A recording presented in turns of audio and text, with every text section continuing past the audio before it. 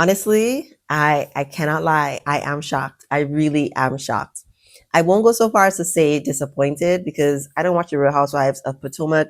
I didn't really have any affinity to Dr. Wendy. I did like one video about her on her 4 degrees and another about like the anti-blackness on Real Housewives of Potomac. But I want to talk about how fame is a drug, how money is an amplifier, and that prison has an energy frequency that people can be tapped into even if they're not actually in prison. Hey, welcome to my channel. I am Dr. Shareece. I'm very spiritual and I really like to focus on healing and being a good person here on my channel. The issue with Dr. Wendy is just such a scary one. I think it's an example that we can all apply to our life. In it's very important to live with intentionality, to do the things that you really want to be doing. Most people are living for other people. We all live in the same society that tells us there are certain things that we have to do to get praise or to be deemed as successful. No one is exempt from it. What's really important is to live your life with intention and to do things because you actually want to do them and not because you feel pressure to do them. I remember, I think I watched the scene where Wendy was talking to her mother about becoming a doctor, or like why she became a doctor. Because in a lot of, I do think it's important to add in like the cultural aspect, the Nigerian part of it, because that also I think adds some pressure. I do in a way view, like I saw some comments about people asking if they were going to be deported. Those may have been asked in good faith from some people, but other people I think are just being xenophobic, right? Because they're naturalized citizen. I saw someone write that Eddie was born in America. I can't verify any of these things. They haven't come up at all. So it seems kind of unnecessary for people to ask the question, but in the context of living in America when Trump is currently president and ICE, I can understand some of why people ask the question. I do think it's kind of irrelevant. So Wendy talking to her mother about why she decided to pursue certain things. I recently learned because Friday was just I spent hours listening to what was happening with Dr. Wendy because it's very rare that I'm shocked by a person's behavior. I think we can see patterns, and a lot of times I feel the energy of the person on the screen that I think it makes it very clear to me what's coming, right? There are certain people that I don't talk about in real life because there's no evidence. I just have like vibes and energy and the spirituality. Wendy, I didn't see coming. So I could understand looking back at most of her life was lived for her mother, right? She did things that would please her mother, right? Up until her 30s. She's not like early 40s. She's been living her life for other people. Okay. What also comes along with that is trying to be perfect, right? Because when you're living for somebody else, you're not just, I don't know, living life, right? You're doing things in a certain way so that you can make sure you get praise. A lot of that comes with the perfectionism or wanting to do things in a certain way, wanting to make sure that people think you're cool or valued or important or influential, like whatever it is. So it's always been like, I can't relate to Wendy, like beyond the 4 degrees. I really can't relate to Wendy.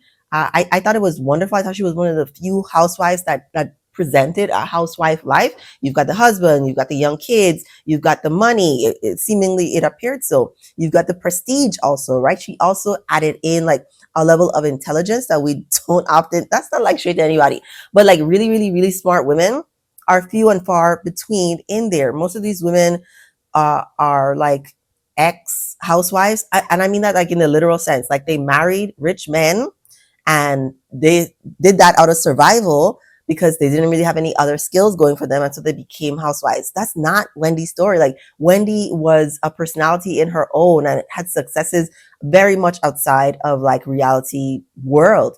So it's like, okay, girl, you were teaching at Johns Hopkins. You apparently went to law school but didn't make it, and got all these accolades and was seen with, Vice President Kamala.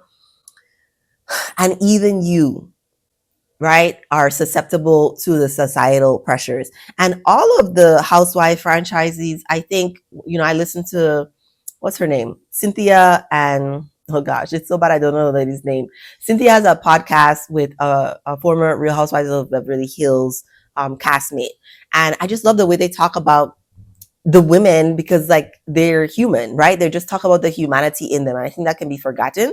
Like we think about them as caricatures or characters, like as if they're acting. They're not really acting. This is just a version of them that they're showing up on TV ads.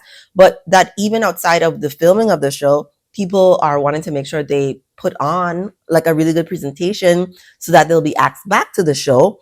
And then even in these upper echelon, I don't know if it's upper echelon, but very high income communities, there are so many rules about where your kid has to go to school or what you're supposed to be wearing or who you're supposed to be seen with, that then becomes just an ongoing effort that they have to put on.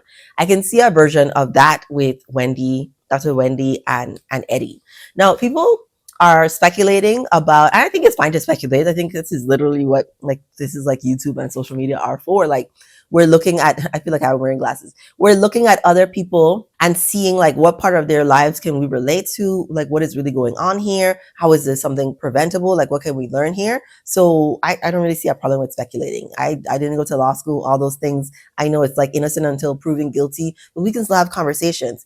Also, I think if we're using common sense, right?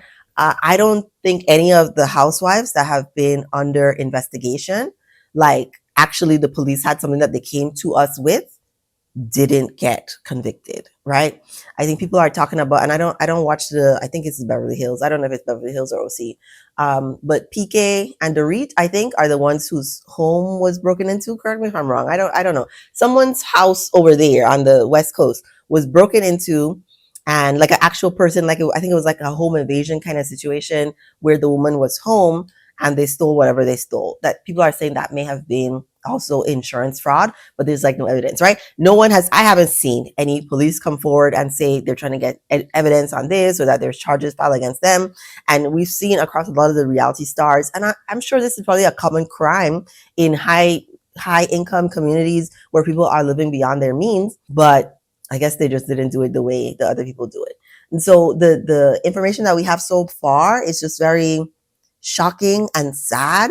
I was talking to my sister about this, like, this is, I think, the only housewife, right, that's been arrested that has like young children, like school age children. The rest of them have like much older kids. And so what would it really mean if they were convicted? I think they probably will like get convicted or take a plea deal, like on some of the things, maybe not on everything, right? But some charges may be dismissed, but I think they'll be liable for something, whether it's a fine and then the repercussions after that. It's just all incredibly sad.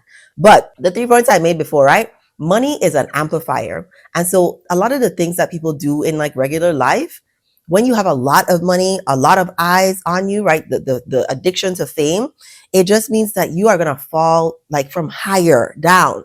I remember when American Airlines lost my bag, and I had a friend who was telling me, when you file the claim, make sure you try to get the max amount, right? Like make up stuff to put in there.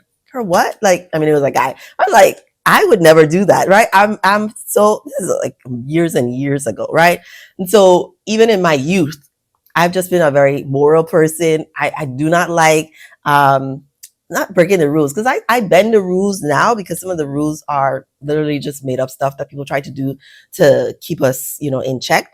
But something like that, like, I think if you steal from a company or lie, that's energy you put out into the world that then comes back to you. It's basically like the only way for me to get money is to finesse it, right? Like I cannot have money come easily to me. I have to manipulate and lie to get it. That's the energy you give out. That's why I say, I mean, I heard somebody else say this, right? Like people who go to prison are already up in a prison in their mind. Like they're already living for somebody else, living in the confines of what somebody else has decided for them. In this case, like society or like the housewives bubble that you have to perform and have the nice bags. And then, your kid has to go to this particular school. Like I can assume that, yeah, Dr. Wendy and Eddie probably had student loan debt. I can't imagine that they still, like now, after they made so much money, have student loan debt. But the way lifestyle creep, what I say, the way lifestyle creep happens in people's life, it's happened in my own life. And so I'm not a millionaire, but I can see how, oh my goodness, like this credit card debt has gotten like out of control. Like for me, like regular person, I'm a psychologist. I make what an average psychologist makes. And I can see how lifestyle creep showed up in my life.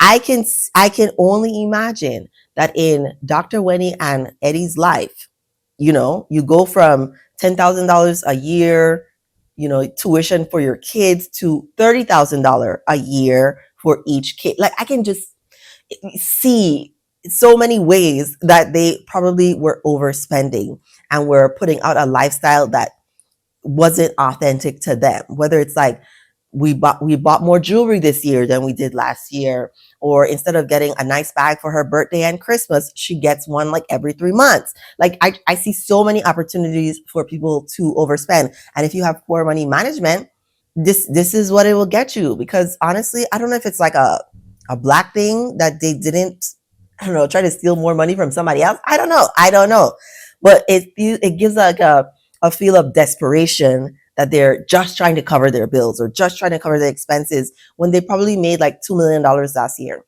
And if you know anything about wealth, like I don't come from wealth. I haven't been in those communities. I like tip my toe into some of them. At dinner, I might talk to some of these people, but I'm not in these communities. I just look and study from afar. But $2 million is nothing like $10 million, is nothing like $100 million. Like 2 million, like, you know what I mean? If you want to be like in the who's like they're doing over in Beverly Hills, where their like income is $100 million a year, or like outrageous crazy things, like these people are living in a different world. And if you're trying to keep up with that presentation, when people on the show don't even live in Potomac, are not giving wealth, just not, I mean, it's just so sad. It's just so sad. And it's just unfortunate that neither one of them talked the other person out of it. I think, when you have two overspenders in a relationship, or one overspender and another person who doesn't feel comfortable, having those financial conversations with them about this is out of budget, or we can't do this, or we need to file for bankruptcy, or like whatever it is, it's sad. So yeah, it's a little fun to gossip about the housewives or the celebrities and what's happening with them. But I always encourage people to look back on your own life and what are you doing for yourself, right? How are you trying to keep up with the Joneses? Are you living to present yourself, to perform for other people? Are you living with intentionality? Are you authentically doing what you want with your life? If not, use this as an opportunity to reset or recalibrate or get the help you need, so that in your scale of living, you don't have to go through something like this where you're caught up in fraud or lying or performing just for other people to say they like you or they're impressed by you. Let me know what you think in the comments. Please give this video a like if you enjoyed it. Subscribe to my channel for more videos like this, and thank you for watching.